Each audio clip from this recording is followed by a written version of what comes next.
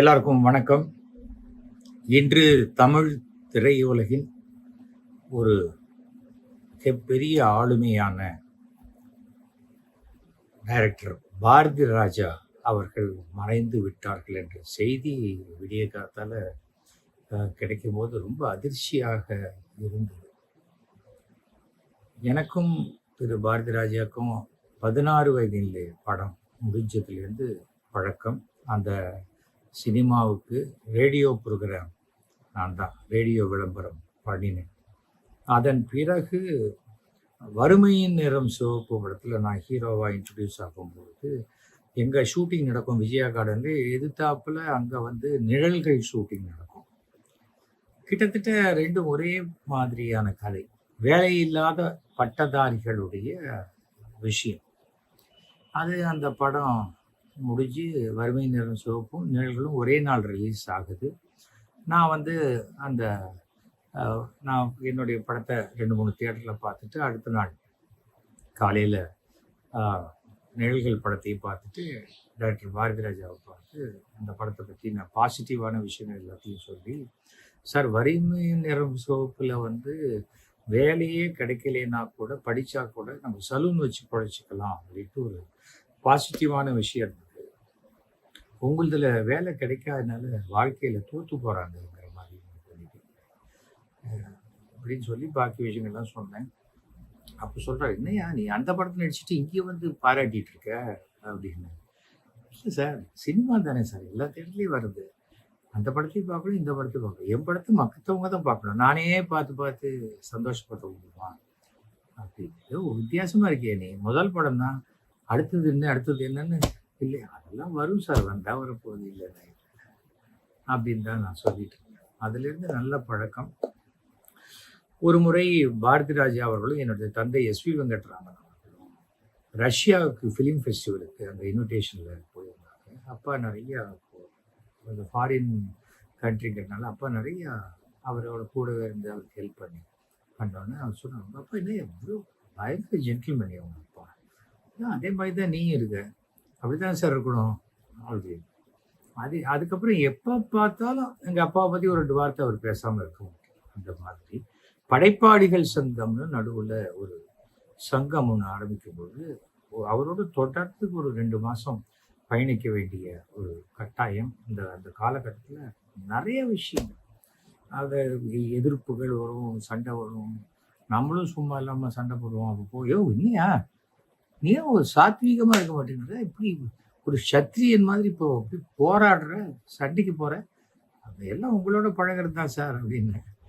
அதாவது மனசில் எதையும் வச்சுக்க தெரியாது. பிடிச்சா பிடிச்சது, இல்லைன்னா இல்லை. பாராட்டணும்னா பயங்கரமாக பாராட்டுவார், திட்டணும்னா ஒரு ரெடியாக திட்டிடுவார். அது எமோஷ்னல் பர்சன். ஏதாவது ரொம்ப அஃபெக்ஷனட்டாக கண்ணில் தண்ணி வந்துடும். அந்த அளவுக்கு ஒரு கலைஞன் எப்படி இருப்பார், அது மாதிரி இருக்கக்கூடிய ஒரு கலைஞனான கலைஞர்களுக்கு எமோஷன் மாறி மாறி வரக்கூடியவர்கள் தானே. அப்படிப்பட்ட ஒரு உண்மையான கலைஞர். அந்த காலத்துலலாம் பாலச்சந்தர், பாரதி ராஜா அப்படிமா. அதுக்கு முன்னாடி ஸ்ரீதர், அதெல்லாம் வேற காலகட்டம். கிருஷ்ணன் பஞ்சு, நிறைய பேர் இருந்தாங்க. பிளாக் அண்ட் ஒயிட் காலகட்டத்தில் சினிமாவில் என்னென்னா செட்டில் தான் மேக்ஸிமம் ஷூட்டிங் எடுப்பாங்க. லைவ் மைக் இருக்கும். அப்புறம் அந்த டயலாக்லாம் பக்கம் பக்கமாக இருக்கும். அதெல்லாம் இருக்கும். அதை பிரேக் பண்ணி முதலாக கேமராவை எடுத்துக்கிட்டு கிராமத்துக்குள்ளே போய் மண் வாசனையை மக்களுக்கு அறிமுகப்படுத்தியவர் பாரதி ராஜன் தான். அதான் உண்மையான ஒரு விஷயம். சினிமாவில் நாடகத்தனம் நிறையாக இருந்த காலகட்டத்தில் சினிமாவை விஷுவல் மீடியமாக கொண்டு வரணும்னு ரொம்ப முயற்சி பண்ணி வெற்றி பெற்றவர் பாரதி ராஜன். அது எந்த விதமான டவுட்டும் கிடையாது. சிவாஜி நடிக்காத ரோலே கிடையாது. ஆனால் அவருக்கும் ஒரு யதார்த்தமான ஒரு முதியவர் வேஷத்தை கொடுத்து அந்த முதியவருக்கு ஒரு காதல் வந்தா எப்படி இருக்கும் காமிச்சார். படம் எக்ஸ்ட்ராடனரி. அந்த சிவாஜிக்கும் மிகப்பெரிய ஒரு பெருமையான படம், பாரதி ராஜாவுக்கும் பெருமையான படம். அவருடைய வேதம் புரிது. சரி, கிராமம் தான் எடுப்பாருன்னு பார்த்தா இந்த பக்கம் சிகப்பு ரோஜாக்கள், அது ஒரு இன்னொரு அந்த பில்டிங் பேரே சிவப்பு ரோஜாக்கள் வீடுன்னு ஆயிடுச்சு. டி நகரில் வெங்கடாஜலபதி கோயிலுக்கு ஏற்ற மாதிரி.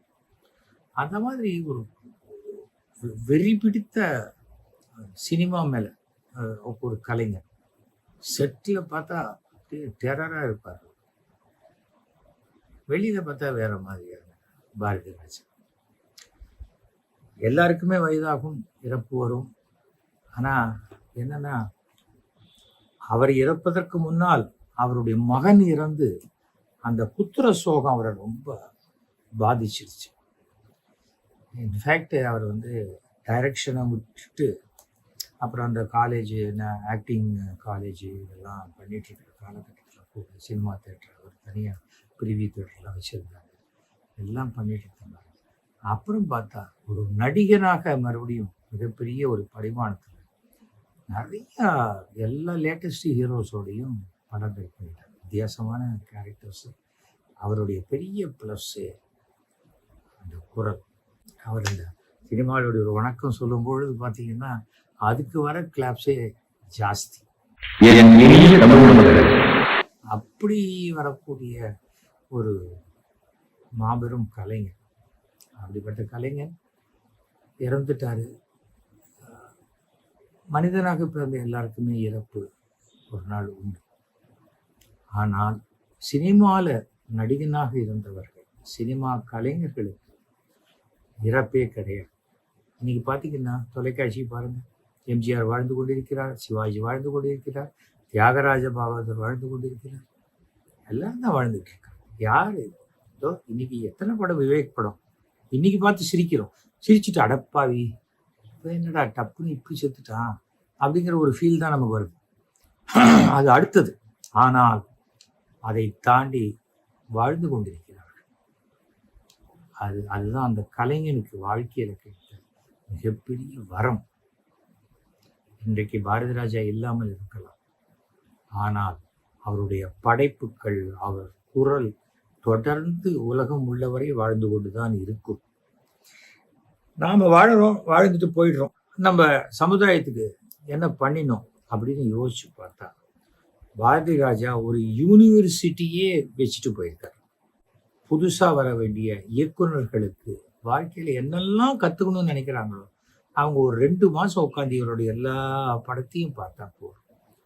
வேற யார்கிட்டையும் அசிஸ்டன்ட் டைரக்டராக கூட இருக்கிறார் இவங்க ஒரு படம் பண்ணி. அந்த அளவுக்கு கற்றுக் கொடுக்க வேண்டியதை அப்படியே எடுத்து வச்சுட்டு போயிருக்காரு. அவ்வளவுதான். நல்லா வாழ்ந்துட்டாரு, 100 வருஷம் இருந்துட்டாரு, நல்ல இதுதான் அப்படின்னு சொல்லலை. 84 வயசு இருக்குன்னா இன்னொரு 10 வயசு இருந்திருக்கலாம் அது. ஆனால் அப்படி கம்பீரமாக ஷர்ட்டை இன் பண்ணிட்டு ஜீன்ஸ் பேண்ட்டோட ஷூவை போட்டு பார்த்த பாரதி ராஜா திடீர்னு மூக்கிலே டியூபை சொருகி கட்டில் படுத்த மாதிரி பார்த்துட்டு ரொம்ப சங்கடமாக இருந்தது.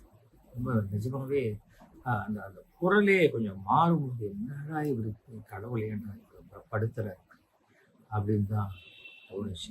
அதிலிருந்தெல்லாம், இந்த உடல் உபாதைகளிலிருந்தெல்லாம் விடுதலை அடைந்து அந்த உடலே வேண்டாம் அப்படின்ட்டு அந்த ஆத்மா கிளம்பிடுச்சு. அவருடைய ஆத்மா சாந்தி அடைய பிரார்த்திக்கின்றேன். அதே சமயம் irreparable லாஸ் அப்படின்னு சொல்லுவாங்க, ஈடு செய்ய முடியாத இழப்பு. அவருடைய மகள், மனைவி, குடும்பத்தார் எல்லாருக்குமே என்னுடைய ஆழ்ந்த அனுதாபங்களை நான் தெரிவித்துக் கொள்கிறேன். தமிழ் சினிமான்னு இல்லை, இந்திய சினிமாவுக்கே இவர் ஒரு எடுத்துக்காட்டாக இருந்திருக்கு. அதில் எந்த டவுட்டும் கிடையாது. அவர் படைப்புகள் வாழும் வரை, அது இருக்கும் வரை கண்டிப்பாக இருக்கும். பாரதி ராஜா என்ற பெயரும் இருந்து கொண்டு தான் இருக்கும்.